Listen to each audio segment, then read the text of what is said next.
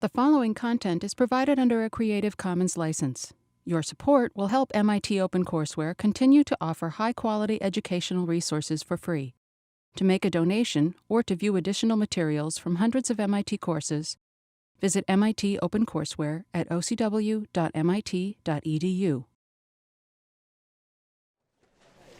Hello, everybody. Good weekend. Everybody's staying dry, I hope. So we're going to dive back into blockchain, money, and we didn't lose too many people when we did cryptographic hash functions and digital signatures last week. So I thank you for all being back. So what were today's study questions again? What's the Byzantine generals problem? Anybody want to tell me what the Byzantine general problem is? Ben. So the Byzantine general problem was a sort of general mathematical puzzle, and basically what it is how do you coordinate actors when there may be an actor who's not acting in the best interests of the group? How do you sort of get a good outcome there? So there might be how to coordinate when somebody's not acting in good faith, is a malicious actor. But it also might be just somebody that doesn't get the communication, somebody that there's a thought whether it's malicious or not. How are we doing, Aline? Yeah. How does proof of work and mining in Bitcoin address it? We're going to walk through this. I'm going to give you my sense of it, but does anybody want to give a short version prepared for Brodish? So, the proof of work essentially solves it in a probabilistic way rather than a deterministic way, in terms of using an amount of CPU power to solve a problem of a certain complexity to prove that one consensus has been reached by majority of the participants. All right, so what Brodish said is it's probabilistic instead of deterministic, that you use CPU power to form some consensus. I think that's what you said. I'm going to walk through this in more detail, but does anybody want to give another shot at it? I could say, so when a transaction happens, it is posted and then miners get in and then they try to compute to solving this, and whoever gets it first, then he claims the award. I would also say it requires a lot of CPU processing power, and accordingly it's a big consumption for electricity. So it needs to be powered, big computers. So there is a question around who could operate that.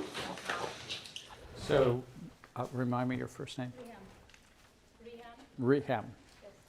Reham says it's about people called miners or computers called miners, which we'll talk about today, using computer power again, but transactions were part of that as well as to how it comes together. I'm not going to torture you and ask a bunch more, but Deanne? I think one of the other important ideas is that even though solving the problem is really hard, validating that the solution is correct is easy. So what this ensures is that even though miners are taking a lot of computing power to solve, once the puzzle has been solved, it can be propagated to the nodes and validated on. So a key point that Jian raises is that once somebody solves the puzzle, it can be propagated across a network, and then others on the network can validate it. So what we'll talk about a little bit later is that it's a hard puzzle to solve, but an easy puzzle to verify. And this is an important asymmetry in essence, that there's a lot of resources to solve a puzzle, but once knowing the answer, there's very limited resources to verify that it's the right answer.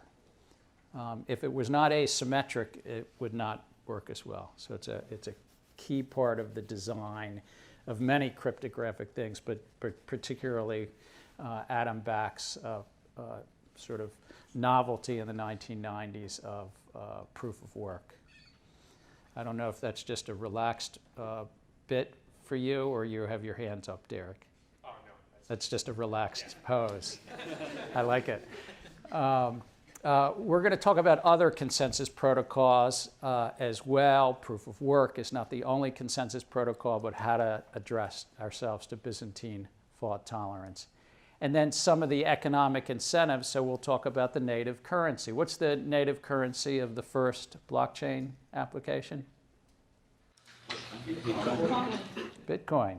How many of you in this room have owned a Bitcoin at some point in time? So you've all owned the native currency that helps a blockchain. You got the opportunity to read a paper that a group of us here at MIT co-authored. I hope some of you actually were able to download it, and good.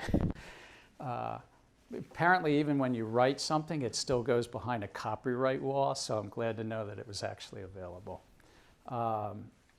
And then back to the National Institute of Standards and Technology paper as well, this time the next chapters, and then a paper from about 25 years ago on the Byzantine generals problem itself. So what are we going to do today? We're going to go back through the design. We're going to talk about consensus through proof of work, Bitcoin mining. It's important, it's relevant, but it's kind of some fun facts about that as well. The native currency, of course, Bitcoin of the first, but there's now at least 1,600 different native currencies. What does it mean to have a network, and why do networks matter, particularly for blockchain? Some of the other consensus protocols, and then just wrap up. So just going back to the review, and this is what we talked about a bit on Thursday, but I think it's relevant to just kind of bring it back. I found when I was first learning this, it's hard to keep all the moving parts.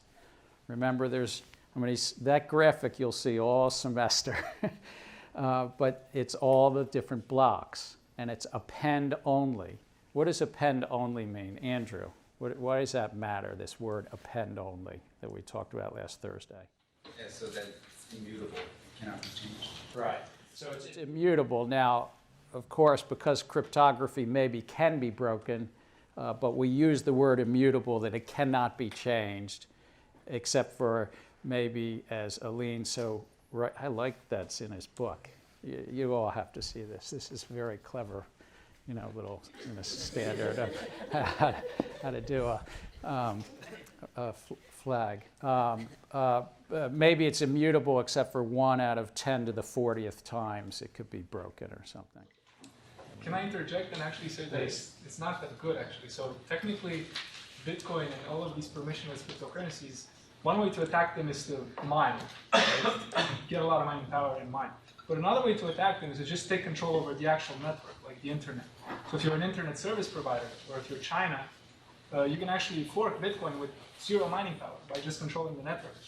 So there's actually an assumption behind how this thing works, which is that the network works, because everybody sees the messages. I agree with you, but there's also some assumptions. Let's say that China or any state actor chose to fork one of these. If it's considerably less than a majority. No, 0 mining. You can fork with 0 mining. You don't need any mining power. If you control the network. If you control the worldwide network or just the network? The mining network, the actual internet. I understand. Are you talking about the worldwide internet, or you're talking about one country's internet? Let's say you're China, there's 50% of Chinese miners. I'm China. I forbid these Chinese miners to broadcast their blocks, right? They find a block, it goes here, they find another block, it goes here, it goes here, they append. The rest of the world will find a block, it goes here. I have a full fork. It goes here, here, I have 2 forks. They don't see each other. So we're going to talk about forks a little later. Can we hold Aline's point until then? Sure. And then I'm going to share with you what Satoshi Nakamoto wrote about this very issue back in 2010. And he was writing the attack where you have mining power. He was assuming the network works. Again, just to clarify. Aline's raising a point as to whether somebody captures part of the internet, and if the internet itself, by capturing part of the internet, you fork the blockchain. And what I was just said I would hold for later, but instead I'll cover now, is this question was raised in an email exchange with whomever Satoshi Nakamoto was back in around 2010. And his answer to Lean's question, that I'm just helping share with you all, is that as long as that part of the internet that was walled off was less than a majority, and in fact, if it was China, because that was in the example even 8 years ago, it would be considerably less than 50%, that within a reasonable amount of time, maybe it would take a few hours, but within a reasonable amount of time, one chain would be where the majority of the mining power was, and that it could take a while, but the other one would probably stop. That people would stop investing electricity and CPU time within China because they would realize some way. Now, that was the theory at least. And just to add on to that, something to realize is like if you, I mean, you said we'll go into forks, but just for people who don't know, like if you own one fork, then anything after that you own all the forks. So it's like if you lose connection to the main Bitcoin network, like you'll still have that as long as you have your private keys. So if somebody in China realizes that they're on the wrong chain, it's not like you've lost your actual Bitcoin. They don't. That's correct. They won't lose it up to, and what, if I can use the term, prior to the fork. Was a question? Brodish? So just to add to Ellen's point, essentially, so the way he said, so yeah. So to add to Ellen's point, actually, so there's an assumption, underlying assumption for the Byzantine general problem in the context of blockchain is you have the assumption that the network can actually verify that what is being broadcast over the network is actually a valid information. So that is kind of an underlying assumption. So if the network is contaminated, then the premise on which the problem is being solved, or the protocol that is being given here as a solution to the problem is actually not valid if the network is contaminated. So that way it is indeed a underlying. So I think, because I didn't pick up every word, you're just saying that there's an underlying assumption that the network protocol, the communication protocol of the internet, is not compromised or walled off, but also that it's working. It creates a database. We've talked about it through hash functions and digital signatures, and then consensus. So what were the technical features? I thought about it a little bit from our last class to help just thinking through in 3 buckets. The cryptography and timestamping that we talked about last Thursday. What we're going to talk about today, the decentralized consensus protocols and the network, of course, and the native currency. And then lastly, transaction script that we're going to talk about this coming Thursday. Now, it's not just 3 buckets because it's 3 lectures, but it's 3 buckets because they have something to do with each other. The cryptography, which is at the core of cryptocurrencies and blockchains, and it's at the core of a lot of things on the internet today. The consensus mechanism, and then the transaction script itself. Cryptography is, as we've talked about, communications in the presence of adversaries, also a form of ways to make commitments and secure computation. Hash functions, if you recall what we talked about. What's the key of a hash function here, Joaquin? The key of hash function? The elevator pitch. You just have to, make sure that your sibling knows you. What's that? That you have the private and the public key, All right, that's a good, that's cryptography, but not a hash function. It's a fingerprint of a fixed length of any amount of data. I like that. One-way data compression, a crossword puzzle. Anybody here do the New York Times crossword puzzle on a mobile app? Good. So if you do a Wednesday's New York Times crossword puzzle, does it tell you whether you're correct on Wednesday, or does it not tell you you're correct? When is it? I don't do the New York Times crossword puzzles, but. Aaron? Aaron. I usually do ones in the past, but I think it will tell you maybe either that day or the next day, or maybe at midnight. Stephanie? So it tells you as soon as you finish the puzzle whether or not you have any errors. But it won't. But you can't actually check what the errors are unless you want to like invalidate your streak for that day. Right. So basically, you get a streak every time you. I don't actually know if the New York Times use hash functions, but they could. They could, because they could stick the whole entire crossword puzzle into a hash, and it's a commitment scheme. And remember, if you change even one thing in the input data, the hash will come out differently. So the New York Times could use a hash function so that Stephanie could find out, right? Because you can only push to see if it's correct when you finish the whole. And it either tells you you have it or not, right? So I'm bringing it to real life, that a hash function, just think of the New York Times crossword puzzle. And if you don't remember, ask Stephanie. We talked about append-only logs.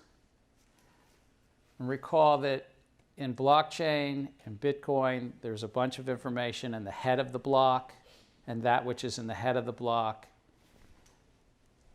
is put together like the New York Times crossword puzzle. And we have a chain of blocks. Most of the data, though, is stored efficiently in something called a Merkle tree. Again, it uses a whole lot of hash functions. And so it's a way to be efficient, but it's also a way to secure the data. So now we're going to get back to your favorite thing, digital signatures. So what's a digital signature do? You can prove that you're signing something like a transaction with your private key, and the other person on the other side could prove that you are the one that signed it with your public key. Perfect. So it guards against tampering and impersonation. I didn't go through this last Thursday, but think of digital signatures two different ways. A digital signature that you use without a hash, and in Bitcoin and blockchain, often it's combined with a hash. So as Joe Quinn just went through, you can have a private key that you sign something with, the sender's public key, and a signature, and exactly that. But it's also able to do it where you have a hash as well. You take all the data, all the message, and you put it into it with a signature. And this is a little bit too complex, and it was last Thursday's lecture, but it's important to know that what blockchain is basically doing, most blockchains do, is they take a lot of information, a transaction, for instance, hash that information. And why do we hash it again? Kelly. To protect it from other users in the network, sort of like we talked about Alice and Bob, and how one has to be aware of each other's key and then back verify the incoming message. Right. And it also compresses some of the data, but it's a commitment scheme. It's like, this is it. This is actually the New York Times crossword puzzle that answers all the questions. So usually it first hashes it, meaning it's a commitment, and then put a digital signature on it. And there was one last thing we talked about last week. What are Bitcoin addresses? Isabella, can you tell me what a Bitcoin address is?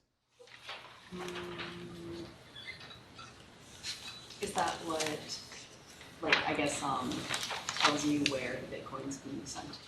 So it tells you where Bitcoin is being sent. Ben, you want to help out a little? So it's the public hash of a. It's close. So it's basically that between Isabel and Ben, you've got it. It's basically how any of the native currency, Bitcoin, can be identified, but it is a public key with a couple extra hashes and a little bit other fancy footwork to make it compressed and smaller. But it is literally what you can send Bitcoins to. So it's determined by the public key, but it's not identical to. And I found a fancy little chart to define it. A private key leads to a public key through some form. In Bitcoin, it's called elliptic curve multiplication, but there are other forms of public and private keys. The public key, then it gets hashed, and then it goes through a code that makes it shorter, which is the Bitcoin address. Part of the reason it was hashed and part of the reason it goes through that extra code is to make it even more secure. It's not the only reason, it also compresses it a bit more. But those of you who have ever owned Bitcoin, you have a wallet, and the wallet keeps those Bitcoin addresses. All right, so now let's talk about decentralized networks, the topic of today. Any questions about the review for last Thursday? I know it was quick. Alon. I have a question about double hash part. Does that mean that it's now less infeasible to be like less immutable? Because if you take a 24-digit hash and you contract it to a smaller digit hash, there's fewer options. I think that the question is if the output of a hash function is shorter, is it possibly more breakable? I think mathematically that might be correct. However, this actually goes through two hashes. One, which is this mechanism called SHA-256, and the other one, I'm going to mispronounce, but down to 160. So I think because it's going through two different hashes, the answer is it's even harder to break both. Is that? Any other questions about the review? No. Please. Derek. So you said hashing the public key makes it more secure. I'm just wondering, because like the public key is for the public, right? So like, where does the added security come from? So the only thing that you're actually showing is a Bitcoin address until later, and we'll talk a lot about this on Thursday. When you actually do a transaction, you have to then disclose your public key. So initially, the storage is around Bitcoin addresses. And some will advise, and it's why many wallets do this, that you should never use the same public key twice, though numerous people do on blockchains. But to be most secure, you would constantly be creating new public key, private key pairs. And once you've used it, move on and get a new set of keys. Got it? So distributed networks. We talked about Byzantine generals problem. So I found some Byzantine generals. They want to all attack that castle. Or what if only 3 of them do and 2 of them say retreat? That's the visual. That's the problem. The only way to win in this mathematical game theory paper that was written some 25 years ago was if they all said attack or all said retreat.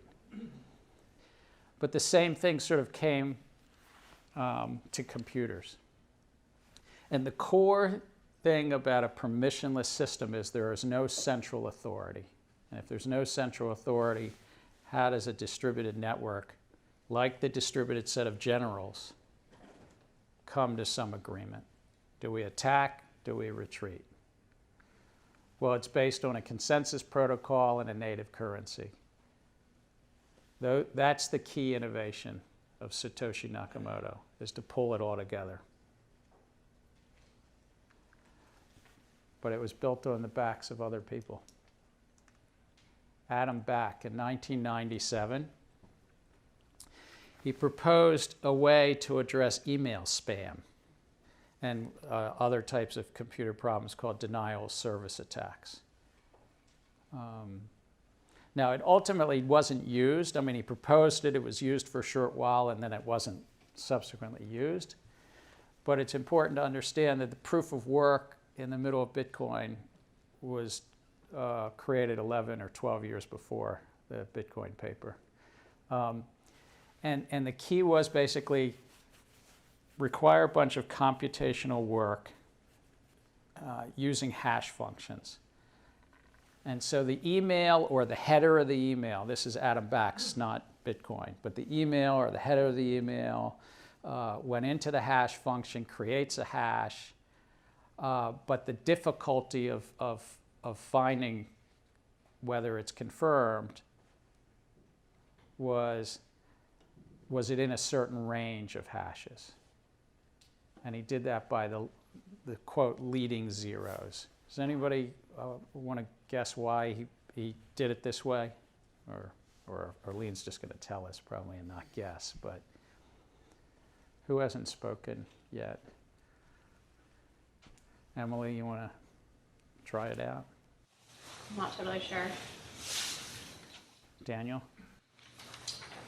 I guess just like preserve some privacy around the emails.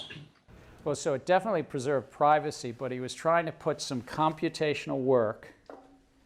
Every email that would be sent would take 1 to 2 or 3 seconds of computational work. That was in his original paper. It would take a few seconds.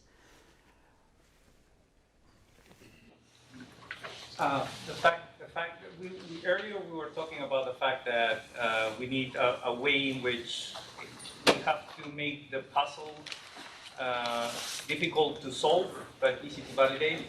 This is exactly how the whole thing is accomplished, by setting the hash into a fixed characteristic, like a number of leading zeros. What you get is to modify a small piece of the whole information and try until you get that specific hash. That makes it really computational intensive, but validating is just running one hashing function. So, Hugo? I mean, it comes back to what we talked about last time with the nonces, right? You need to try out a bunch of different random numbers in order to get the right number of leading zeros. And it could be, I don't know, I think it could be like leading anything, but he chose 0 because it's nice. Right. But like you need to try a bunch of different random numbers in order to get the right number. And in the email circumstance, his thought was it will take 2 or 3 seconds for anyone sending an email to do this proof of work, but it will take a nanosecond or less to confirm it. But if you were sending spam and you had a computer to send millions of spam times 2 or 3 seconds apiece, that would be too much for the spammer. That was it. So any person sending one email, it won't be too bad. Anyone sending millions of emails, it would be lousy. And so that's why this concept was in the midst of emails. And it could be efficiently proved. So back to blockchain, the innovation was basically, how do we do this with a chain? How do we do this with a chain set of works? And remember Stuart Haber, that whole thing about the blockchain and what's in the New York Times was that chain of information. But here, why don't we do a proof of work between the chain? And I found a little graphic. But the SHA-256, that's the formula which is used to hash the header, the previous hash, the transaction hash, a timestamp, and a nonce. Can you find a hash that has a certain number of leading zeros? This was the key innovation, in a sense, or maybe Satoshi Nakamoto was just taking Adam Back's email proof of work. Remember the reading for last week? Blocks. This is colored green because each of them have hashes that in this case have leading, if I'm right, is this it, leading 4 zeros? Leading 4 zeros. What if we change one thing? What's going to happen? Is it alpha? What happens if we change one thing? The hash should change completely. The hash will change completely. So what happened? What did we change? Here, I'll go back and forth. You change the color. What's that? Zan? You change the Coinbase transaction so that $100, I guess in this example, went to you instead of Andrew. Well, why shouldn't I be able to get $100 for free? Well, in this example, I guess the Coinbase is for the miner, right? So there's one transaction dedicated for whoever validates the block gets right now 12.5 Bitcoin, and so you add that in addition to all the other transactions that you're validating. But in this case, you're not actually this miner, so you shouldn't be getting that much. So the little 18-minute video that was assigned for last Thursday, I just went in and I was trying to get the money for me, and it invalidated the rest of the chain. And that's the sort of innovation or genius is if you try to go into a former block, whether it's the last block or a block 100,000 blocks away, and change one little whisker of information or one letter on that crossword puzzle, it's going to change the entire blockchain. And I bring it back to the crossword puzzles or a whisker on a cat. It's just any little bit of information. So an innovation about hash functions became, and an innovation about timestamp blocks all of a sudden came together with this proof of work innovation. So now to the chains themselves. The consensus of blockchains, and many people would say that in fact the reality of blockchains is only the longest chain is the one that other miners, other people will build upon. As I understand, though, it's not written into the base computational code. It's really just a consensus that comes about. This is an example. The purple block and the black blocks. The purple blocks are kind of stale blocks. They were mined. They were computationally solved to proof of work, but nobody mined on top of them. And if somebody doesn't mine on top of them, then eventually they're ignored. Some people call them orphan blocks, but I'll call them stale blocks because they were actually created. But the information that's in them is kind of worthless. It's not needed. In the actual Bitcoin technology, this happens from time to time, but it hasn't happened in over a year. The technology, and you can look on various websites to find this out. Probably at the maximum, the longest stale chain gets out to 2 or 3 blocks, but it's very, very rare. So back to Aline's question, what if China carved off and had the presumption, it may not work, but the presumption is, let's say China is the purple blocks, because China's walled off its entire network. The presumption is there'll be some communication outside of the network. It might be on television, it might be by courier, that the Chinese miners would know that they're not in the majority. And they would stop expending electricity to even mine in that circumstance. Because whether it's a few hours or a few weeks or a few months, they know that their expenditures would be be worthless. Tom? In these stale blocks, these forked blocks, are the miners receiving bitcoins? So in the purple blocks, there will be, if I can go back to this, there will be a Coinbase transaction. But it will be worthless because it's a Coinbase transaction in a block that's not on the main block. Right. And it won't be usable later.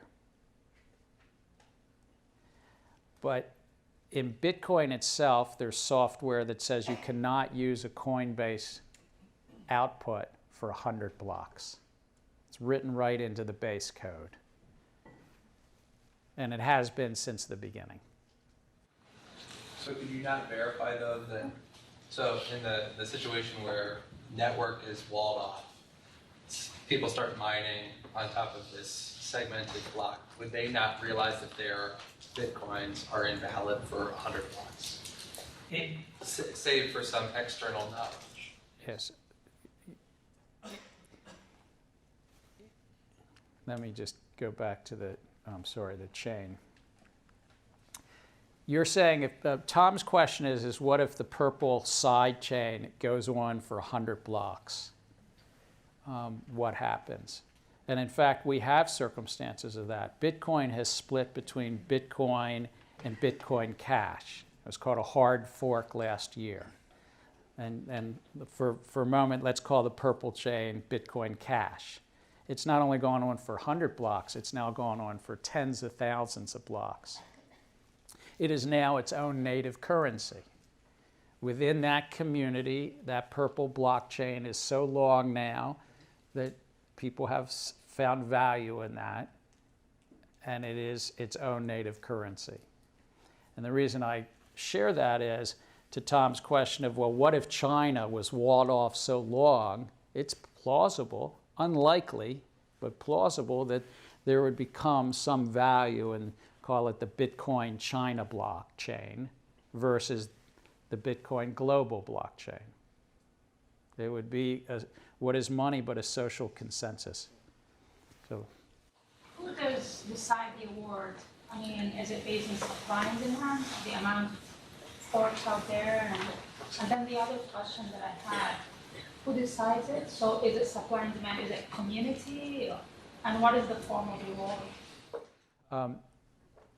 The question is the reward. I'm going to hold a part of it for a little bit when we talk about native currency. But the reward is, in nearly every blockchain, is a new native currency of that blockchain. Bitcoin for Bitcoin, ETH or ETH for the Ethereum, XRP, or for each blockchain there's a native currency. The second question was who decides it? It's generally, but not always, hard programmed into the first release of that blockchain.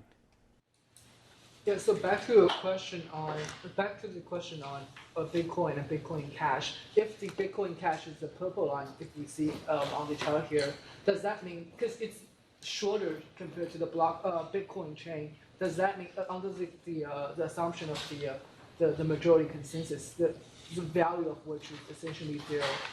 So the question is if it's shorter, does it? So there's no validity in that chain, and therefore the value becomes. So there's two. Using this chart just as an example, there's two ways. The main point of this chart was to say the black chain, as represented in black, is the main chain, and that is where the social consensus will stay. That's where the consensus is. And generally speaking, the stale blocks don't mean anything, and the stale blocks go away. Occasionally, there is something called a hard fork, where the social consensus continues to maintain. And I was using this chart as a rough answer to Tom's earlier question about Bitcoin Cash. And if the purple chain kept going for thousands of blocks and there was a social consensus to keep both chains going, you'd start to see separate currencies, and as you've seen with Bitcoin Cash.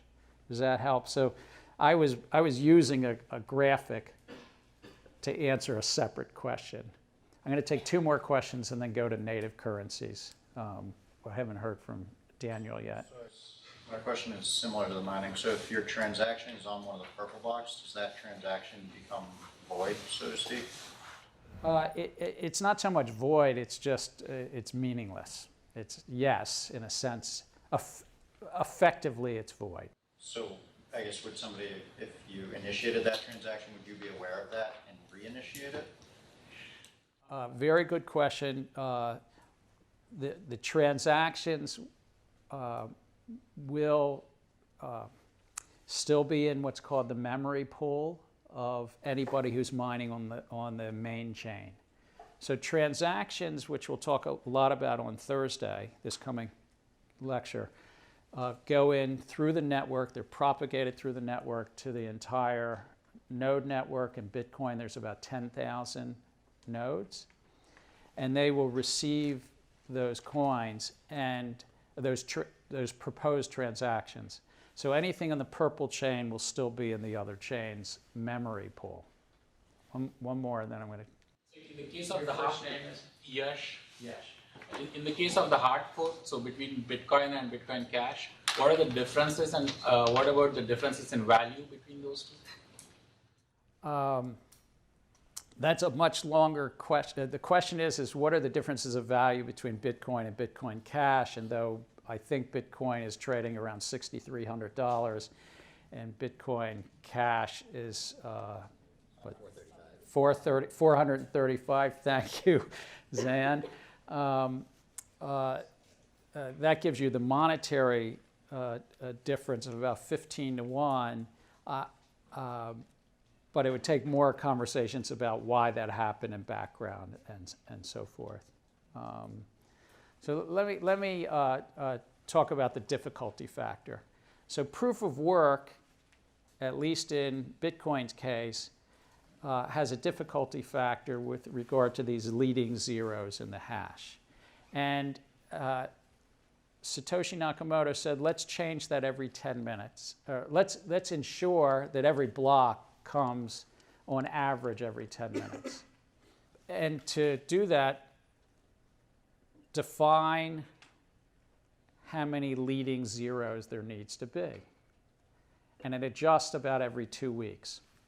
Every blockchain can be different. It doesn't have to adjust every 2 weeks.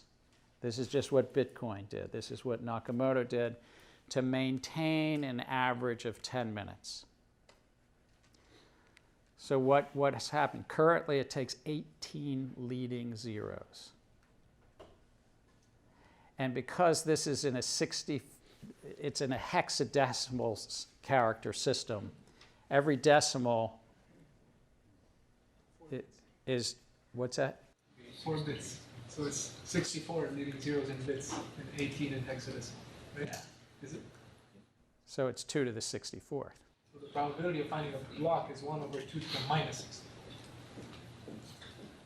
So what Aline just said was that it's very small chance of finding a block because this is the equivalent of 18 leading zeros. So it's more than 64. It's 18 times 4. Oh, yeah, no. Sorry, I can't do arithmetic. Yeah. He's a PhD in computer science, but can't do arithmetic. So this is the most recent block I grabbed off the blockchain this morning. And it has 18 leading zeros and then all those other digits. That's block number 541,974. 18 leading zeros. The Genesis block, the very first block in January of 2009, had 10 leading zeros. But the requirement that Satoshi Nakamoto actually put into the computer code was you only needed 8 leading zeros.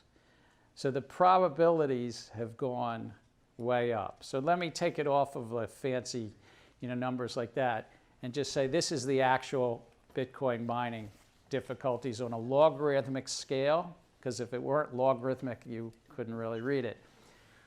The difficulty was set at 1. This is all scaled to how difficult was it for the first year and a half of mining. In 2009 and early 2010, 1. And now it is at 1 trillion. It's actually more than 1 trillion because it's logarithmic. It's at about 7 trillion. It is currently 7 trillion times harder to find the answer to the puzzle than it was in 2009.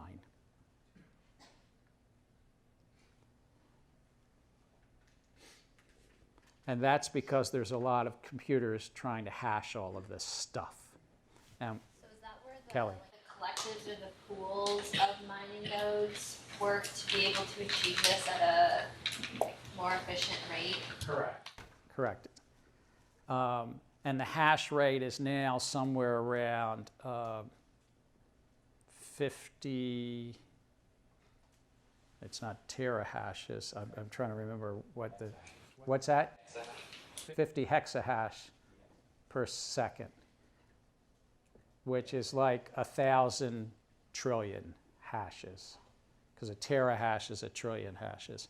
Zan. I think it's worth noting, though, it didn't scale linearly as like number of computers got on the network. It's also the hardware has gotten incredibly more sophisticated. So it's not that you can just assume there's 15 trillion number of people that are mining Bitcoin. It's just the same people that are doing it better. I can't ask for a better setup than that. Bitcoin mining evolution. Did you see my slides? Spread your mind. So what's the evolution? So it started with central processing units and CPUs, and I'm not sure my numbers are accurate because I might be using CPU power today and not CPU power in 2009. Apologies for those who know CPU power better than mine. You could do about 2 to 20 million hashes a second on a CPU, properly geared, apparently. They didn't last that long. By 2010, some folks figured out there was something faster, and it was called a graphics processing unit. We all use GPUs all day long because that's what gives us all our quick graphics. If you live stream something that on your laptop and graphics processing units, somebody figured out you can use that and you could hash faster. And then all of a sudden, hobbyists started to wire the GPUs together, and they could figure out a way to get between 20 million hashes to 300 million hashes a second. I'm told that even today you could maybe get up closer to 1,000 million hashes a second or 1 billion hashes a second if you did a GPU rig.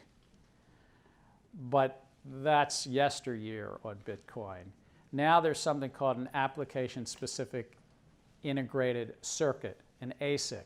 Just think about a circuit that the only thing the circuit does is create hashes. In fact, the circuit is wired. I use the word wired because I'm old enough to remember wires. But the circuit board is manufactured in a way that all it does is the SHA-256 hash function to Bitcoin mine.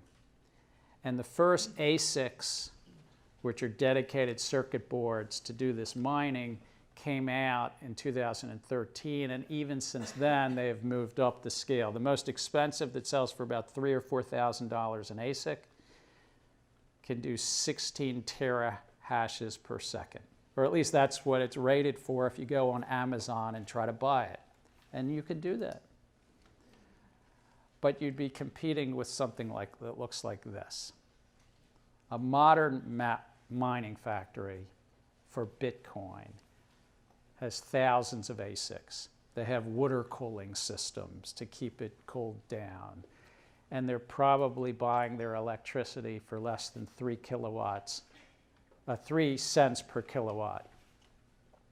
And they might even be paying off the local government officials and not even paying the electricity company and just bribing to get their electricity. Emily. This might be a dumb question, but is there like an economic opportunity cost of using all of this processing power just for mining Bitcoin? Like, is there a more efficient allocation of that processing capability in terms of like a more stable economic usage? There are certainly trade-offs here, and the aggregate electricity for all of Bitcoin mining, now that it's 7 trillion times harder than it was in 2009, has been compared to the electricity use of countries like Ireland, on the way to the electricity use of countries like Denmark. I think it's somewhere between Ireland and Denmark. See, Larry. Go on. I'll add to that the cost is, let's assume it's in dollars or whatever fiat currency, and the reward is in Bitcoin, and the volatility of Bitcoin makes it hard to answer that question because you don't know if there's an economic value for you because you don't know what will happen to Bitcoin. So I said in our first class, I'm neither a blockchain maximalist or a blockchain minimalist, and you all will have a chance through this course to form your own views. But one of the debates is, all right, Emily's debate, is this a good use of economic, good use of resources? But I would note that all strong currencies, strong monies, for centuries have had something to limit the supply. And so now we're doing it electronically and through this mining. It doesn't mean it's the best use. I'm just saying it's another way. So extracting gold out of the ground is very hard. And in the 19th century, to have big vault doors and security guards with rifles was a way to ensure it. And one could even say that having central banks takes cost. So I think of it as a trade-off of how you ensure a currency is a harder currency to create. But it doesn't mean that proof of work is the best way, which is, of course, then the setup to the question of, are there other ways to do consensus? So one other thing is, all of this hashing, how's it distributed? And this I pulled off the internet this morning. You can see these statistics every day.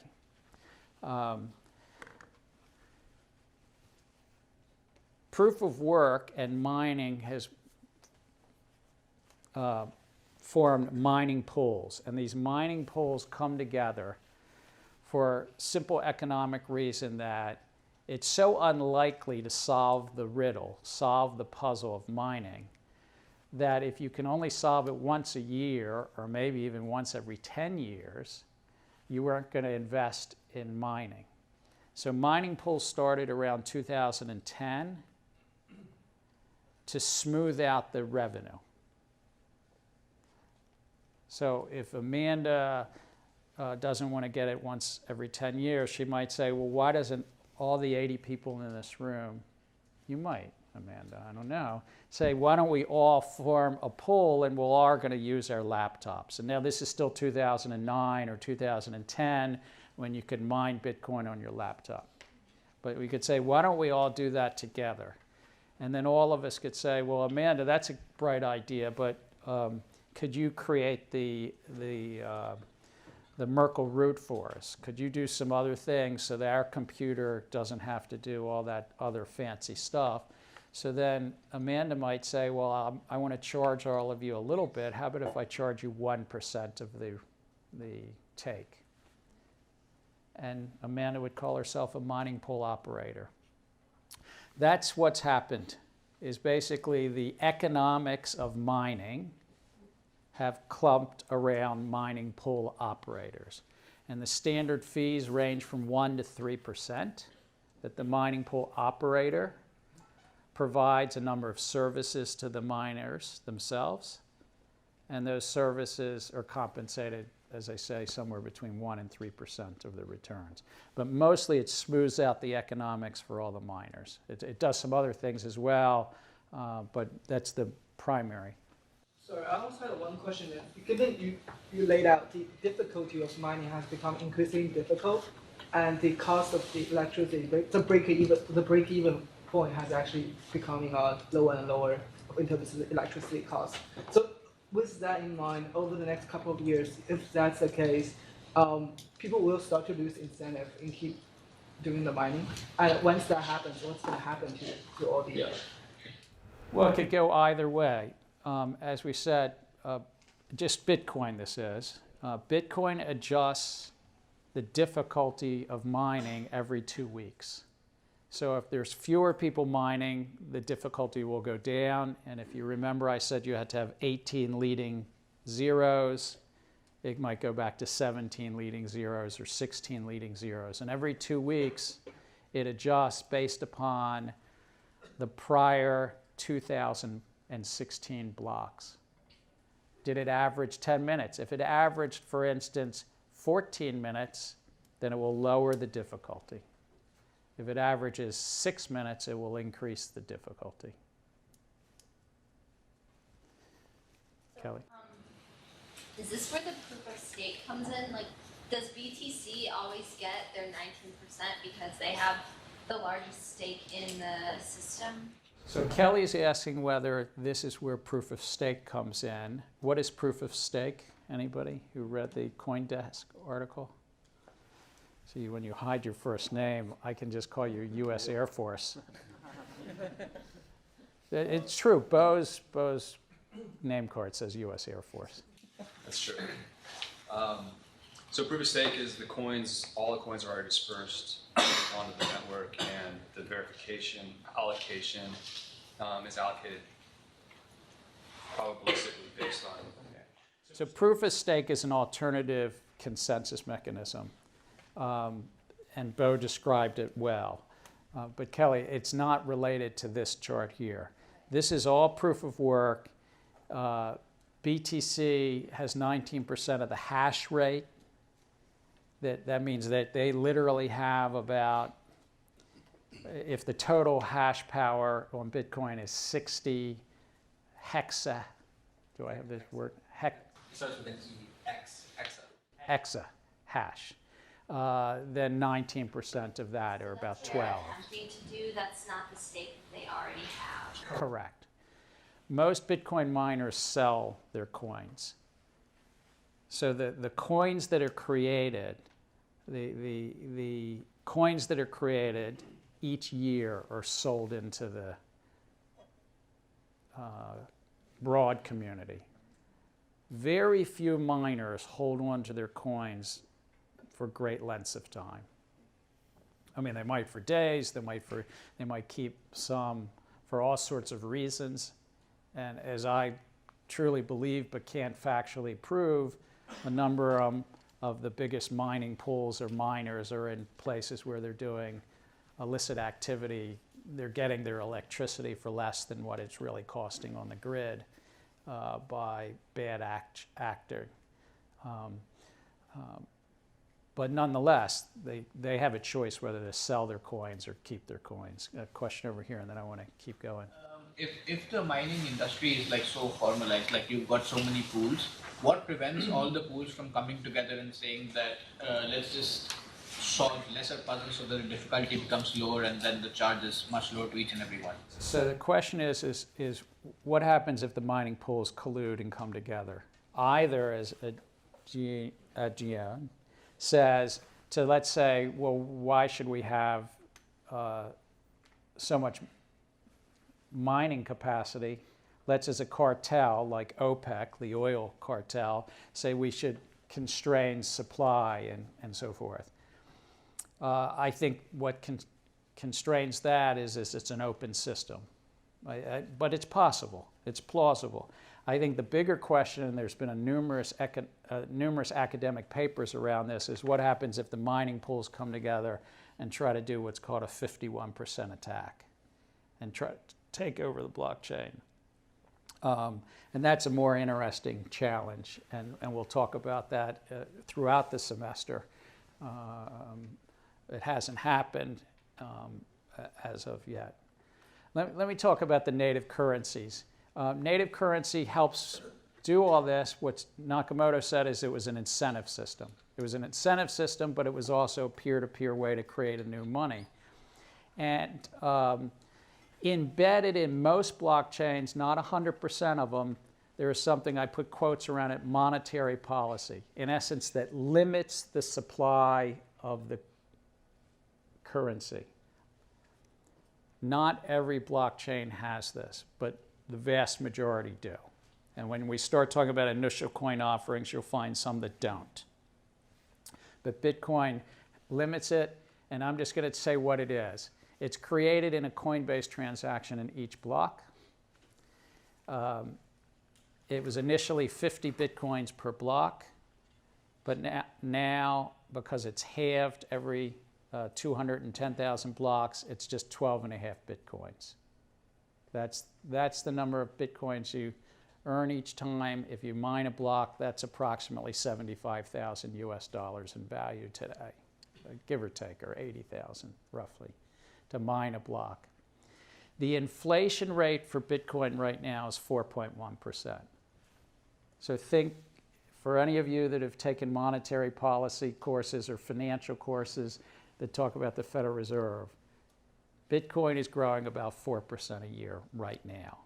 But it halves every 210,000 blocks, so the inflation rate will go down to 2%, and then later to about 1%, and later about 0.5%, and it caps around the year 2040. So whether Satoshi was one person or a team of people, back in 2008, they put in place a monetary policy that is hard-coded into the computer base code and is supposedly going to be there forever to cap Bitcoin at 21 million Bitcoin. I'm going to throw up Ether just because it's an alternative. Currently, that mines 3 ETH per block, and the inflation rate's about 7.5%. It's a different stage of development, different inflation rate. But there's been a proposal recently to literally, it was a proposal by the programmers, we should really lower the inflation rate. And if it's accepted, it will be adopted in November. The fees in Ethereum are largely paid in something called gas. Gas is just a small unit of Ethereum. What's the small unit of Bitcoin? Satoshi. So gas and Satoshi are very similar. Brodish. I think the limit of 21 million, it's reached at 2140, not 2040. Wait, it's not 2040? It's 2140. Oh, yes. Wait, you think it's 2140? What's that? All right. So I typed poorly. Aviva, did you have a question? Oh. Aline? This means Bitcoin is a deflationary currency? Yes. Well, Aline says, is Bitcoin a deflationary currency? Depending upon your use of that word, but others have written that Bitcoin is a deflationary currency because it's not growing. If the economy is growing at X percent and X percent is bigger than how Bitcoin is growing, that would sort of define it as deflationary. I would just note that those who are fond, and there's a lot of academic literature, and this goes back decades, if not centuries, for hard currencies where monetary policy is absolutely formula-driven, whether it's the Taylor rule or other rules, rule-based monetary policy, would have a fondness for what you could maybe put in computer code. Those who think that humans should be involved, and many people think there's a need for some human involvement, would say this is too hard-coded and you'd want something where you can modify and change it, and that it would be dangerous in times of war, in times of stress, in times of economic peril, or like the 2008 crisis, that this would make a crisis worse. And so the academic literature and the real-life reality of the last couple hundred years of hard currencies, hard monetary policies versus human involvement and some judgment is kind of an interesting debate that goes right in the middle of all of this. Would you consider this as real currency, or is it an asset? It's a class of asset that has some aspects of currency. So the question is this a real currency, or is it just an asset that has aspects of a currency? Ben, what do you think? So there were the three roles of, or three ways that you could define a currency. It was the unit of account, store of value, medium of exchange. Right. So I guess this has all of those attributes. You could call it a currency. You're saying if it has all of those. It does have those attributes. Oh, it does. All right, it does. So Ben thinks yes. How many people were with Ben as of September 18th, 2018, not 2118? So Isabella's there. Zan. Zokum. How many people, Tom, how many people think not? All right. I think that you all get to decide yourself. Mark Carney, who's the governor of the Bank of England, gave a speech earlier in the year, which is assigned at a later class, and he says, I don't think we should call them cryptocurrencies. They should be called crypto assets. They're not yet evidencing all three of these. So that's Mark Carney, who I have great respect for. But there are others that say, no, it's evidencing enough. I would say this, though, it's plausible that and this, if you take nothing else from the class, it's plausible in my view that they could provide. You could have digital currency that does not have a central authority.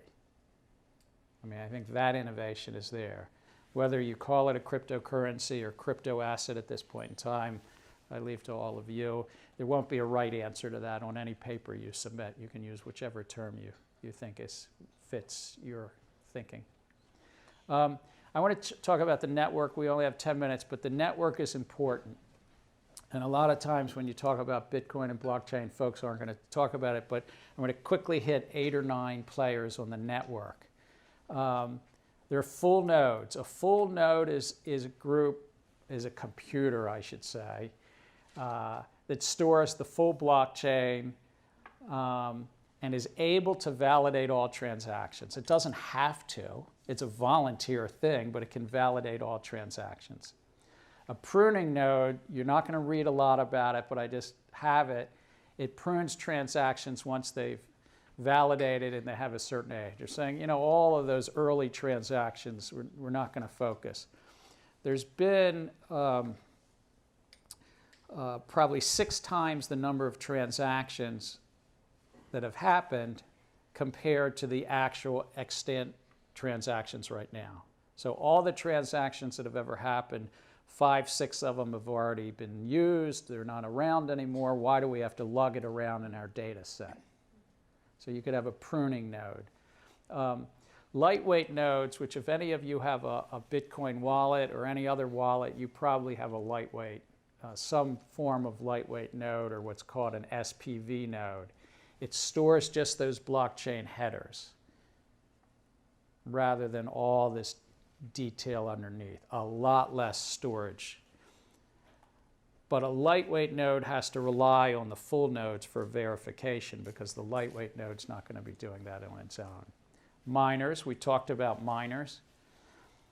I want to just mention miners don't have to be full nodes. Amanda, you're running this mining operation for the whole class. And we're paying you 1 to 3%. But you're Sloan, right? You're probably charging at the high end, right? So do you think that Amanda, as a mining pool operator, is operating a full node? Tom? Yes. You're saying it tentatively, but Tom, you're paying Amanda 2% of your fees. Don't you want to make sure she's validating everything? I just lost a whole percent. Yeah. What's that? She just thinks it's 3%. Oh, she thinks 3%. Yes.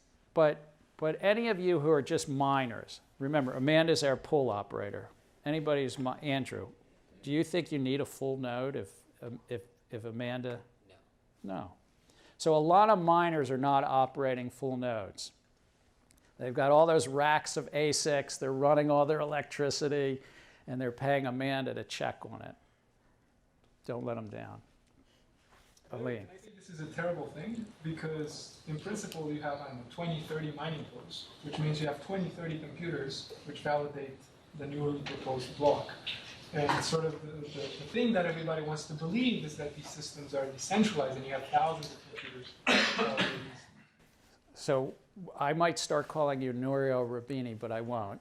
But Nouriel Roubini, who's an economist, he's sometimes called Dr. Doom, and he likes that phrase because he calls downturns in the market.